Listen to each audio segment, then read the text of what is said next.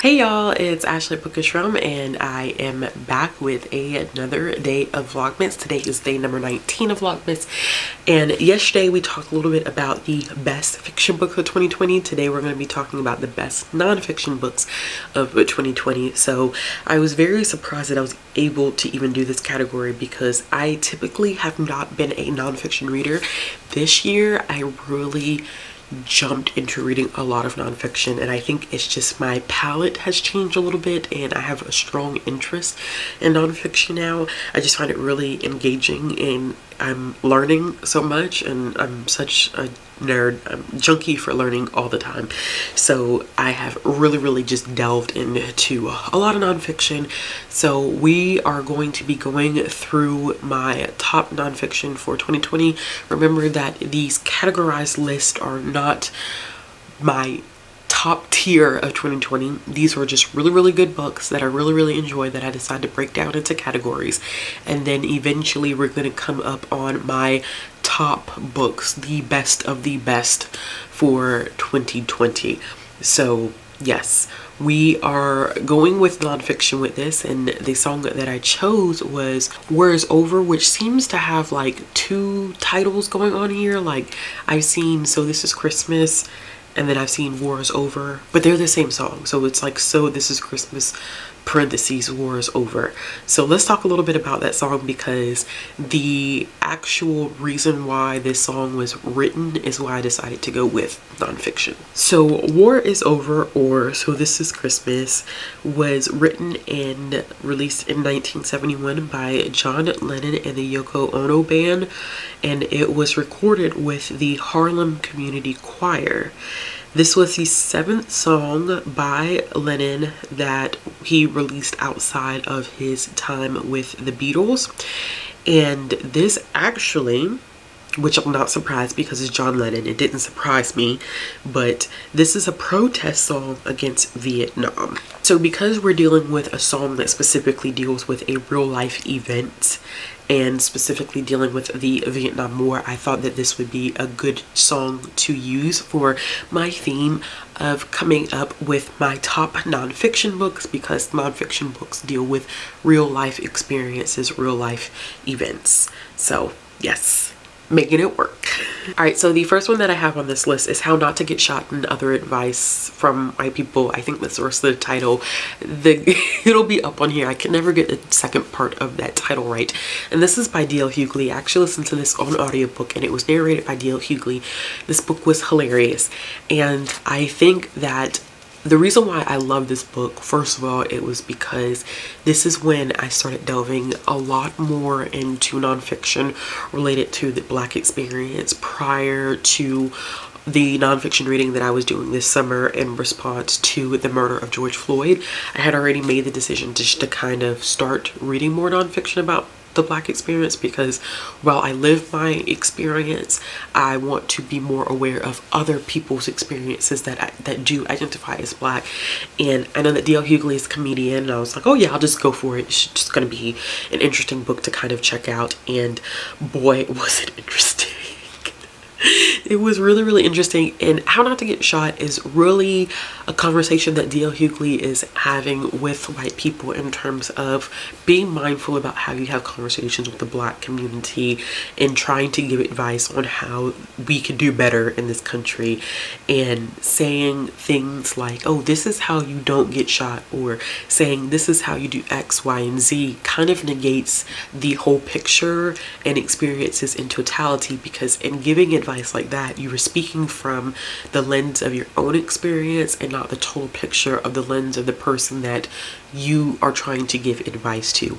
And he's not doing it in a derogatory way. I mean, he is a comedian, so he does have some crude humor mixed in, but I think his whole purpose was there's a way to advocate and help instead of trying to speak for and give direction to, especially when you don't live those experiences. And I feel like that was his main purpose of this book.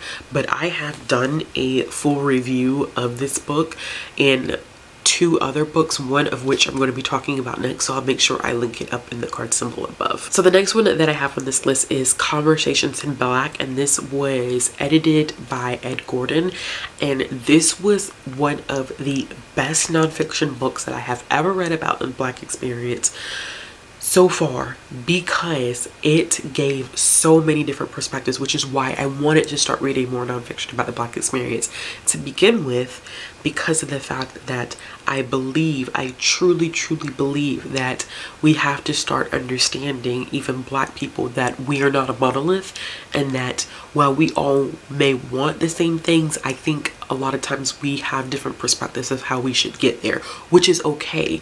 We all want the same end goals, but we think that getting to those end goals is different. And Ed Gordon kind of sets this book up in that way, where he has a variety of topics that can be anything from like Black girl magic, economics in the Black community, Obama's presidency, Trump's presidency, how Black men are treated in America.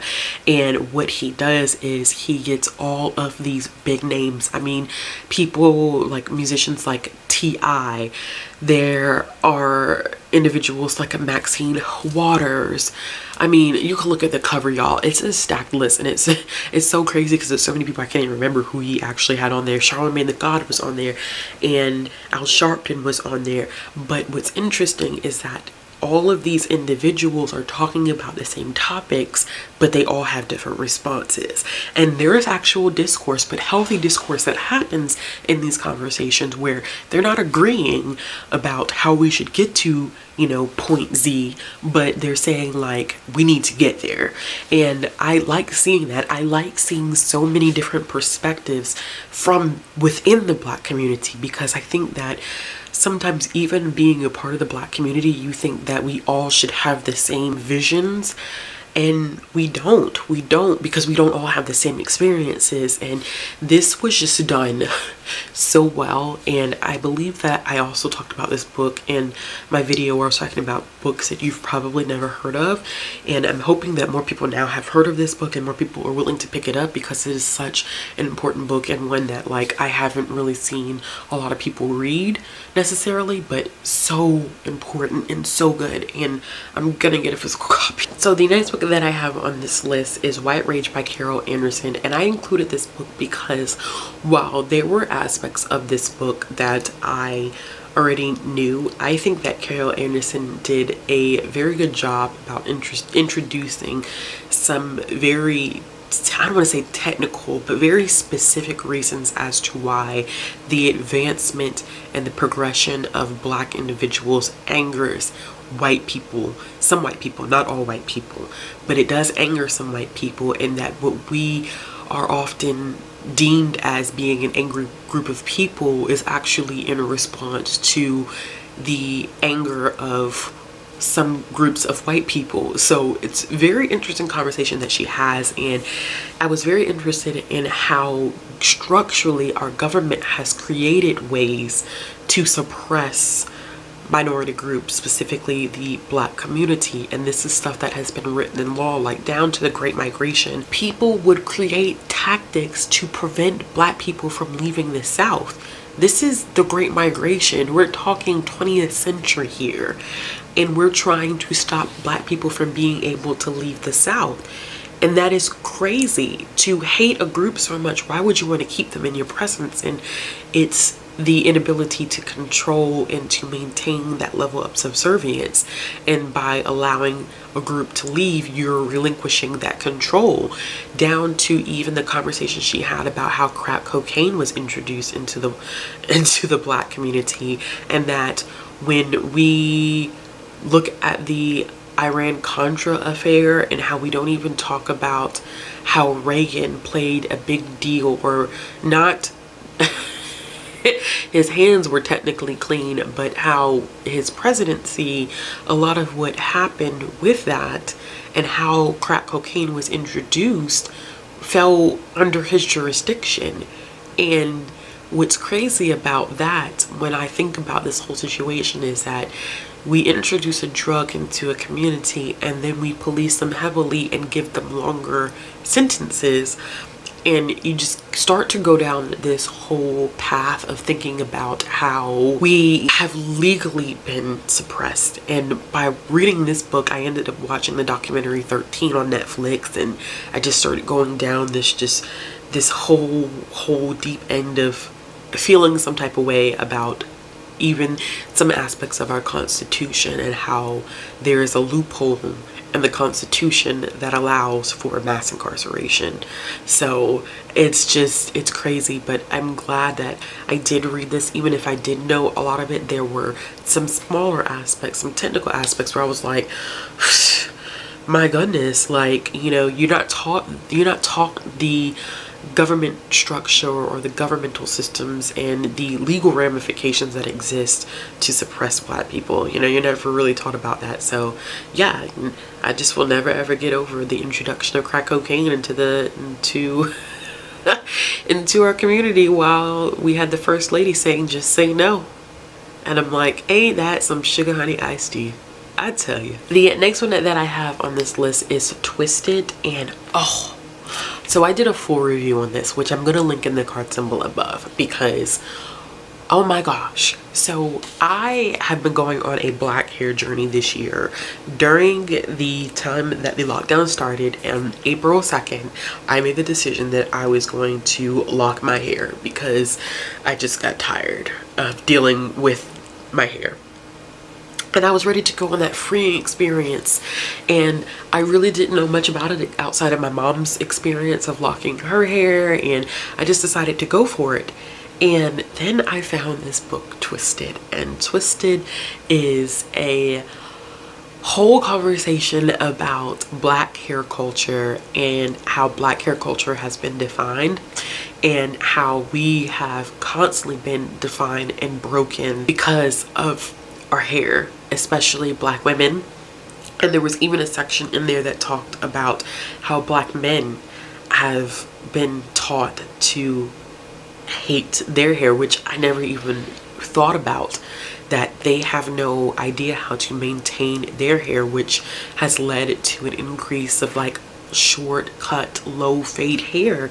And I was like, wow. But this book explores so much more, y'all. I mean, I could sit down and talk about this book for hours, but I'm not.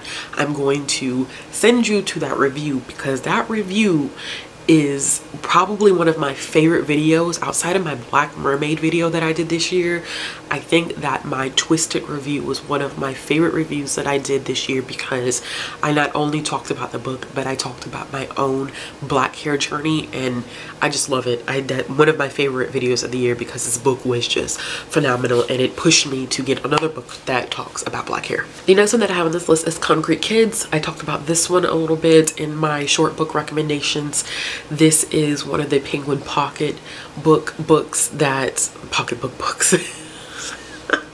I'm leaving that in there. I just want to say this is one of Penguin's pocket books that talks about varying experiences, and this is Amira Leon's experience and being Black and growing up in an inner city, and talking about how the kids within her community usually stay confined to that block. And she just talks a lot about the Black experience.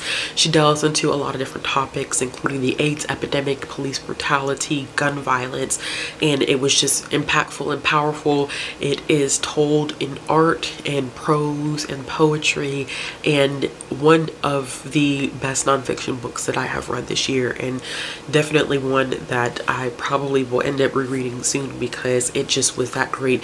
I highly recommend just checking out her as a human being because she has a lot going on. I didn't realize that she does so many different things, so definitely check her out. The next one that I have on this list is Sisters in Hate, which is one that I recently read and talked about, I believe, probably in my mid-month November wrap-up. I think I talked about Sisters in Hate.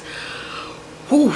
Yikes, y'all. This one was hard, but very, very interesting because it explored how white women get pulled into the white nationalist movement.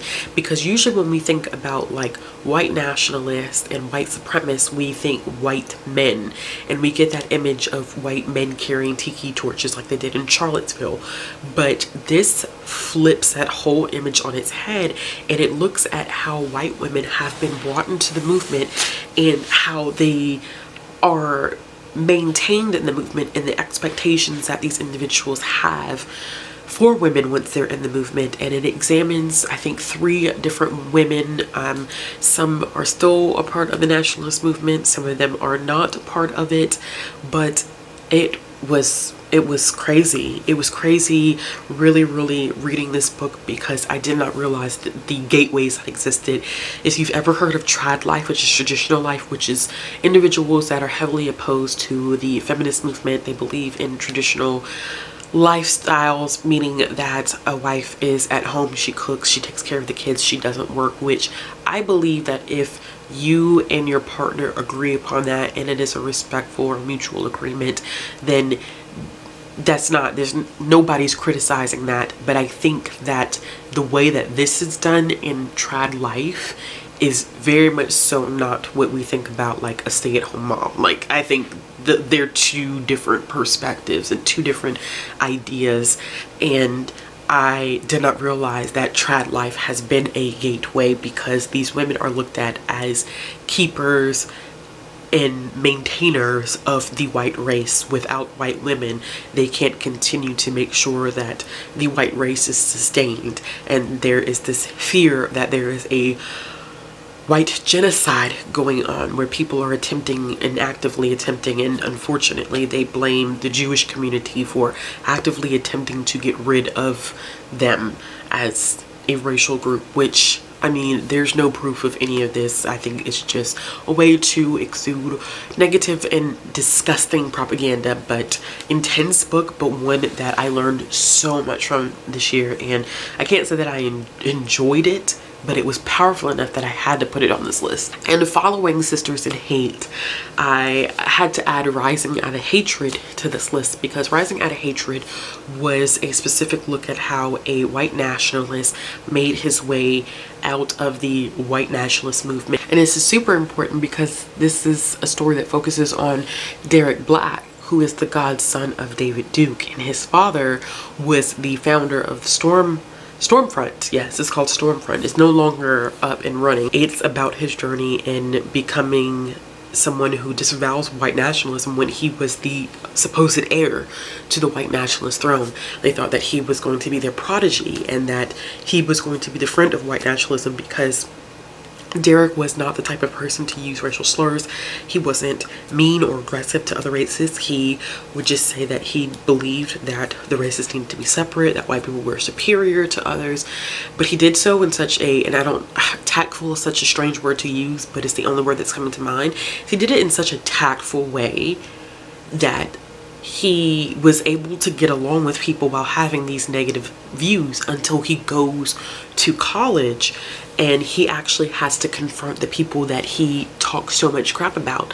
And when he's able to put stories with faces and getting to know these people, knowing their names, knowing their backgrounds, it changes him, and it changes him in a major way. And this is just all about his journey, and I was fascinated. I was so fascinated, and as a result I have 2 other books currently on Libby that are about former white nationalists, but we're not going to talk about that and why I keep doing this to myself, these hard-hitting nonfiction books. And the last one that I have on this list is one that I read earlier this year that I was so fascinated by, and it's called The 57 Bus, and it is about 2 teenagers.